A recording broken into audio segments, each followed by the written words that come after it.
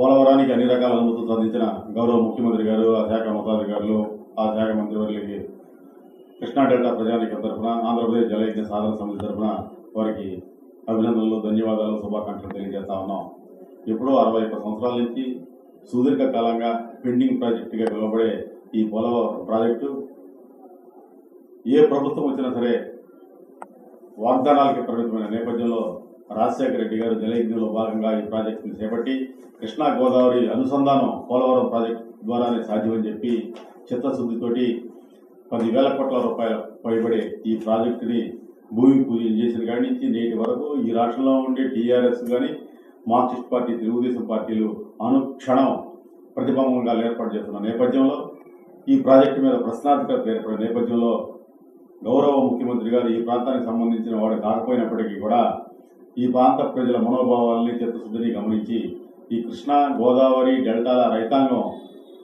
బ్రహ్మాండంగా మనుగడ సాగించాలంటే పోలవరం శరణ్యం అని మాత్రమే నమ్మి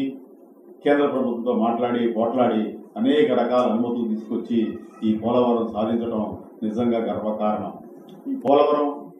గురించి ఒకసారి వాస్తవాలు రాష్ట్ర ప్రజలకు తెలియవలసిన అవసరం ఎంతైనా ఉంది. ఎందుకంటే పోలవరం భూమి పూజ చేసినప్పుడు మార్క్స్ పార్టీ ఒక అనుబంధ సంచికను రిలీజ్ చేసి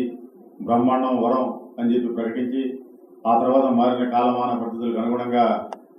కాలువల డిజైన్లు మార్చాలని చెప్పి, ప్రాజెక్టు ఎత్తు తగ్గించాలని చెప్పి, పక్క రాష్ట్రాలకు వెళ్ళి ప్రాజెక్టు వద్దని చెప్పి, ప్రధానమంత్రి గారి దగ్గరికి వెళ్ళి కూడా ప్రాజెక్టు వద్దని చెప్పి ఏజెన్సీ ప్రాంతాల్లో బంధులు నిర్వహించి ఈ కృష్ణా గోదావరి డెల్టా రైతాంగ ప్రయోజనాలకి వ్యతిరేకంగా నేడు పోలవరానికి వ్యతిరేకంగా వ్యవహరించిన ఇటువంటి రాజకీయ పార్టీలని రాబోయే ఎన్నికల్లో చిత్తుగా ఓడించాలని చెప్పి ఆంధ్రప్రదేశ్ రైతాంగం కోరుకుంటా ఉంది. ఎందుకంటే ఎగువ రాష్ట్రాలైనటువంటి కర్ణాటక, మహారాష్ట్ర ప్రాంతాల్లో బ్రహ్మాండంగా అక్కడ పాలక ప్రతిపక్షాలు ఒకే మాటై నదీ జలాల సమస్యలైనప్పుడు కూర్చొని మాట్లాడుకుంటుంటే,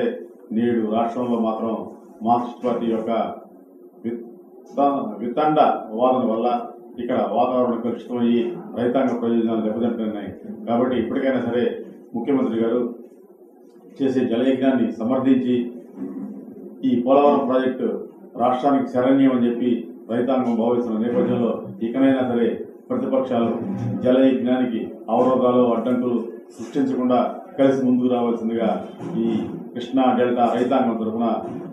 వివిధ రాజకీయ ప్రతిపక్ష పార్టీలకి సవినయంగా విజ్ఞప్తి చేస్తా ఉన్నా.